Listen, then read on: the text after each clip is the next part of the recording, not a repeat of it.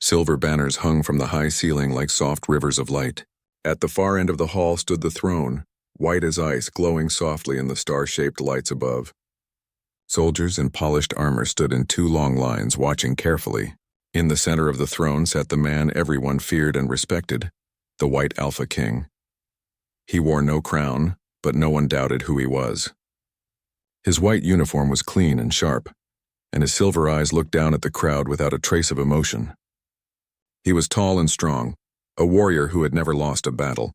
His people believed he was unbreakable. But today, the strongest man in the galaxy looked tired. In front of him stood a long line of women, dressed in fine clothes from every star system under his rule.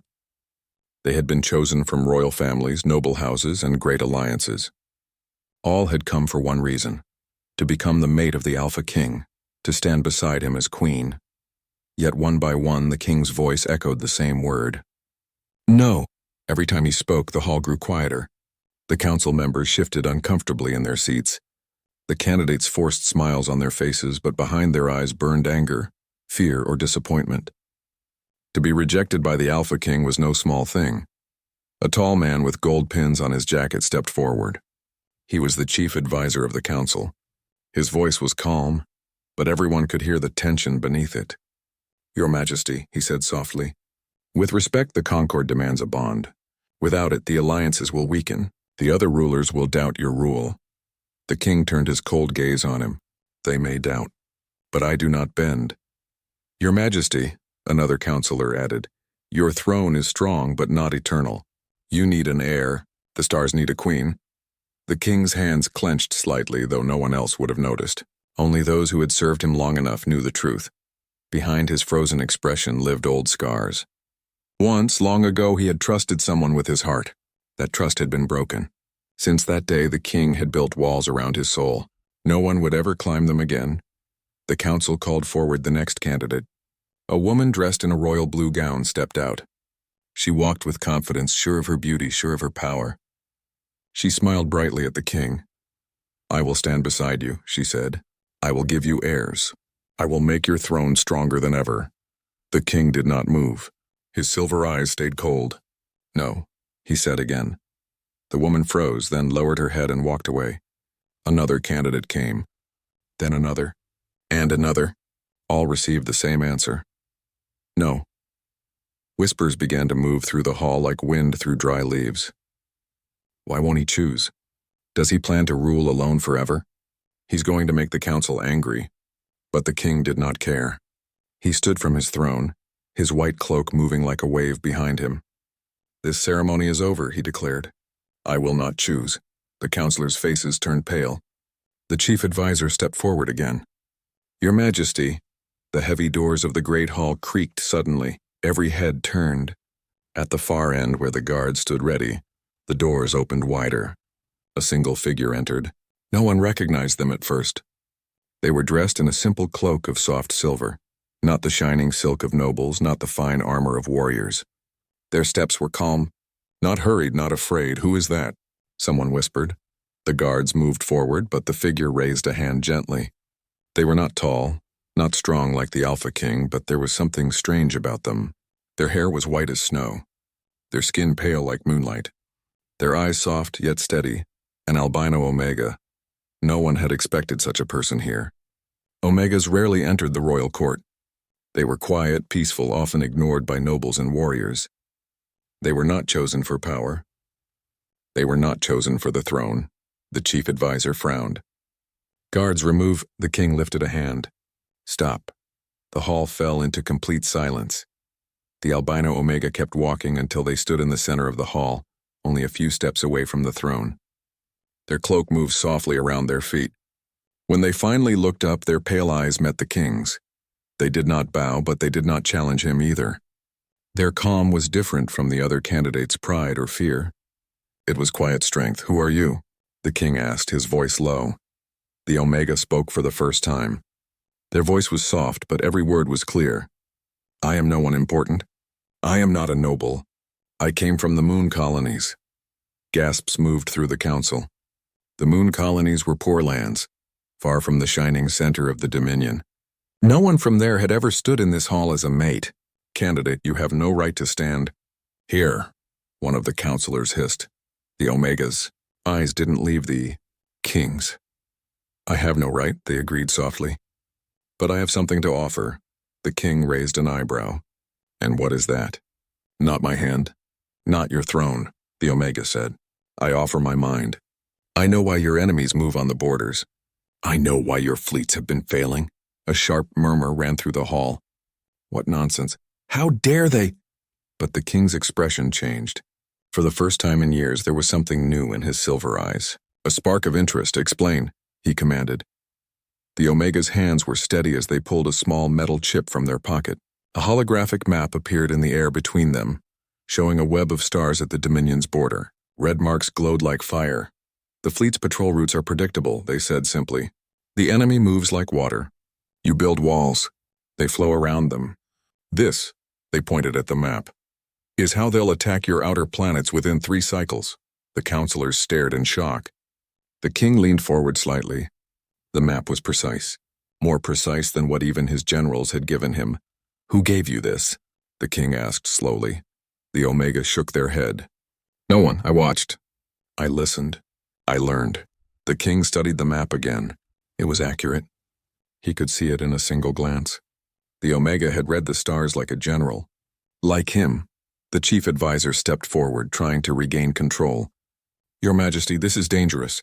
This person is a stranger. An Omega from the colonies.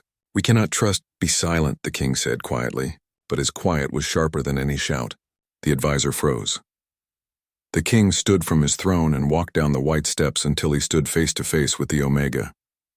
He was taller, stronger, and his presence alone could crush weaker hearts. But the Omega didn't flinch. Their pale eyes remained steady. What do you want? The king asked. I don't want your throne, the Omega replied calmly. I don't want your riches. I don't even want your hand. I want your war. Whispers exploded again through the council. The Omega continued, not afraid. I want to stand where decisions are made. I want to stop watching people die from the shadows. I want to fight for the colonies and for your dominion. If I must be your mate to do that, then I will stand here. The king stared at them for a long time. No one had ever spoken to him like that. Not the nobles who begged. Not the warriors who boasted. Not the council who commanded. This Omega did not fear him. They did not flatter him. They simply told the truth. The king's heart, locked in ice for so long, felt a faint crack. The chief advisor's voice shook slightly. Your Majesty, this is madness. You cannot. The king turned slowly. I decide what I can and cannot do, he said. The advisor fell silent again. The king looked back at the Omega. In their pale eyes he saw no ambition, no hunger for power, only fire, quiet fire, a different kind of strength. You are not what I expected, the king said. I know, the Omega replied softly, but I am what you need. The hall fell silent once more. Even the banners seemed to stop moving. The king walked past the Omega slowly, his cloak brushing the cold floor. You speak boldly for someone with nothing. The Omega smiled just a little. Only because I have nothing to lose. The king stopped. For years, people had wanted something from him. His throne, his power, his protection. But this was the first time someone had spoken not to take but to give. To stand beside him, not beneath him. The thought unsettled him, and for the first time intrigued him. The king returned to his throne but did not sit down. He faced the council. This ceremony is no longer about choosing a queen, he said, his voice calm but unshakable. It is about choosing a future. The counselors exchanged uneasy glances. He turned his gaze to the Omega again. Step forward, he commanded. The Omega walked closer, stopping at the foot of the white steps. The king's silver eyes met their pale ones again. I do not trust easily, the king said, but I will listen. The Omega bowed their heads slightly, not as a servant, but as someone who respected strength. Then I will speak, and I will fight. The king's lips curved, not into a smile, but into something rare, a sign of interest. Very well, he said quietly. Outside the great hall, the stars shone over the silver city. War was coming, the council whispered. The nobles watched. No one could see the future, but for the first time in many years, the White Alpha King felt something stir inside him. It was not love, not yet. It was something older, stronger. Hope. 3 weeks after the day in the Great Hall, The stars above the Dominion were no longer calm. Red warning lights flashed across the capital skies. Fleets moved like silver arrows through space. Reports of enemy ships filled the communication lines. The border worlds were under attack. The council met in the war chamber, a large round room where maps of entire star systems floated in the air. Generals in steel-gray uniforms spoke quickly.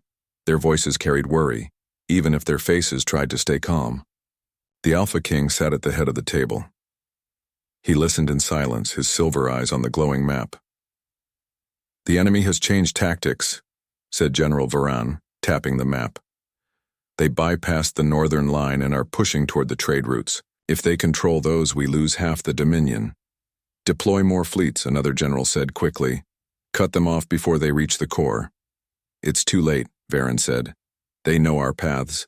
They move before we do." The room filled with arguments. Every voice grew louder, but no one had a clear plan. The council looked at the Alpha King, waiting for him to give the order. But the king didn't speak.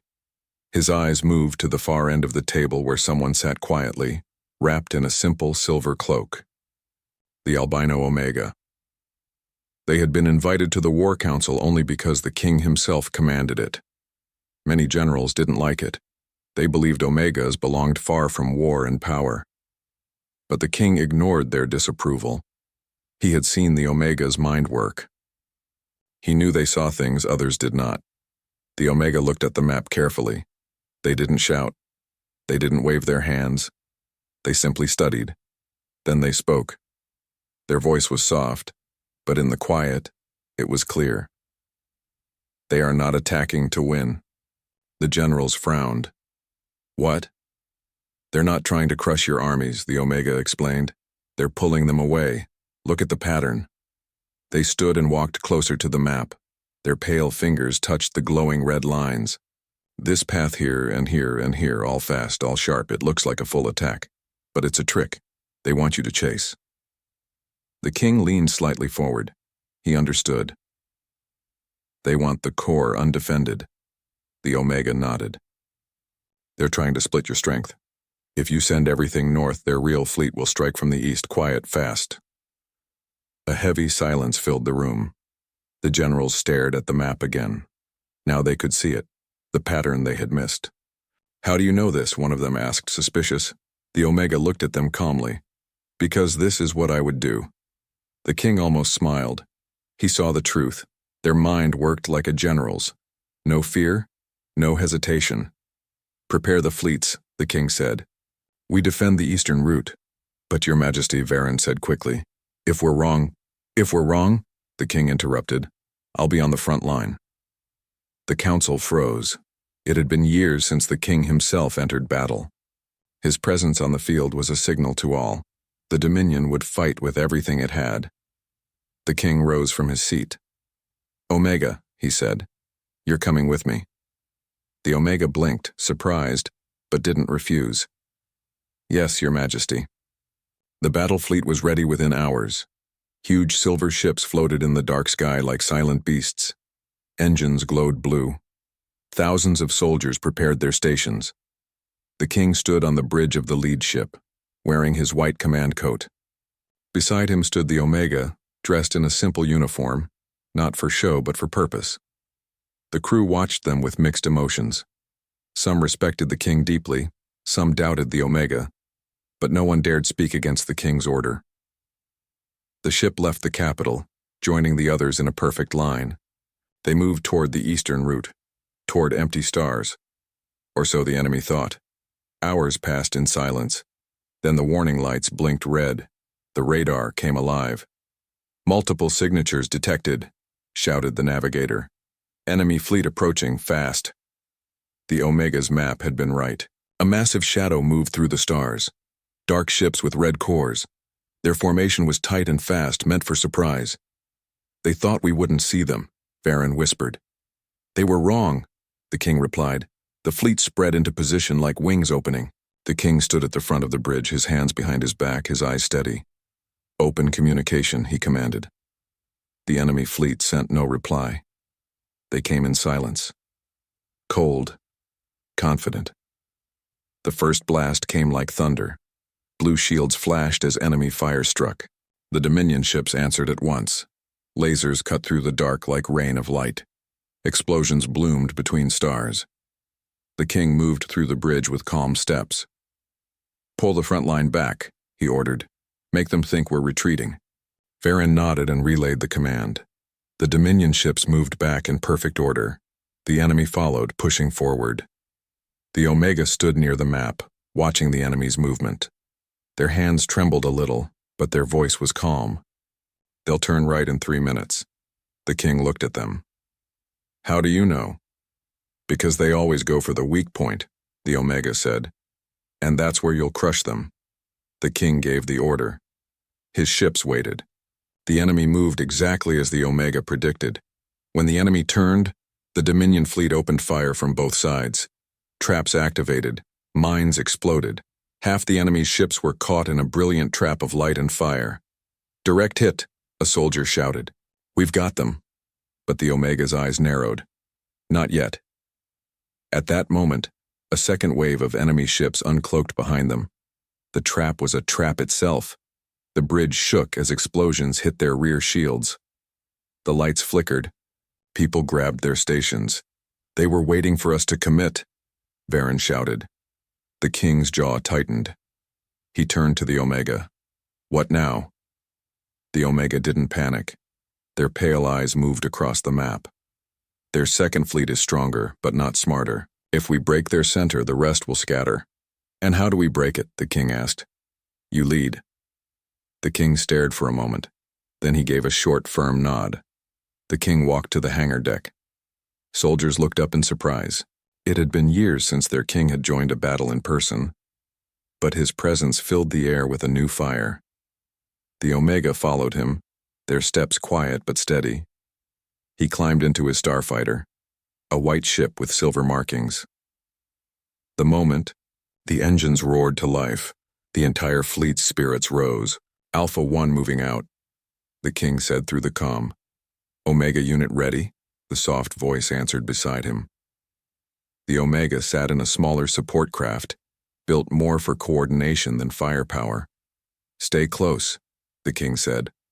"I wasn't planning to run," the Omega replied softly. The fighters launched into space like shooting stars. The enemy center was thick, filled with heavy ships. It was dangerous.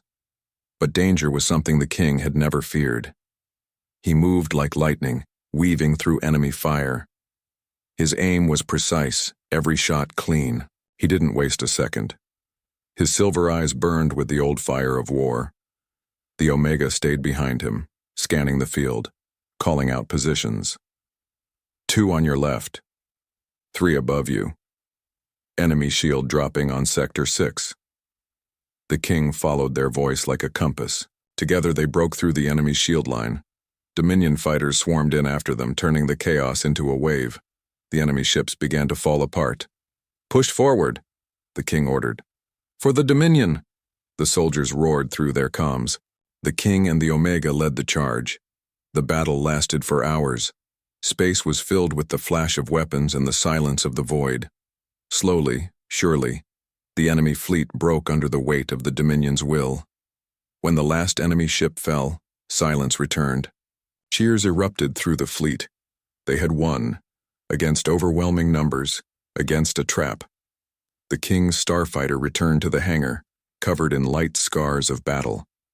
When he stepped out, the soldiers saluted with their heads high. For the first time in years, their king had fought beside them, not just commanded from afar. The Omega landed next. The soldiers looked at them differently now, no longer as an outsider, but as someone who had stood with their king. Later, the king stood on the balcony of his command ship. The stars stretched before him. The Omega joined him quietly. Neither spoke for a long time. The silence was peaceful. "You saved the Dominion today," the king said at last. The Omega shook their head. "You did. I only helped." The king turned to them. For years people had spoken to him with fear or greed. But this Omega spoke like a friend, a partner. "I have fought many wars," the king said quietly, "but none felt like this one. Because this time, The Omega replied softly. You didn't fight alone. The king's silver eyes softened just a little. You're not what I expected. The Omega smiled faintly. I know. He looked out at the stars again. The war was not over. But the Dominion was no longer standing on cold stone. It was standing on trust. Weeks later, the king stood again in the Great Hall. This time there were no long lines of candidates. Only one person stood before him. The Albino Omega, the council whispered among themselves. Many still doubted. Many were afraid of change. But the king's word was law. He stepped down from his throne and stood before the Omega. I once thought I would never choose a mate, he said. But then you walked through my door and reminded me what strength really looks like. The Omega looked up at him, eyes soft, calm as always. I didn't come for your throne. I know, the king replied. That's why you belong here. He reached out his hand, not as a ruler, but as a man who had found something rare. Trust. Respect. The Omega took his hand slowly. The hall fell silent.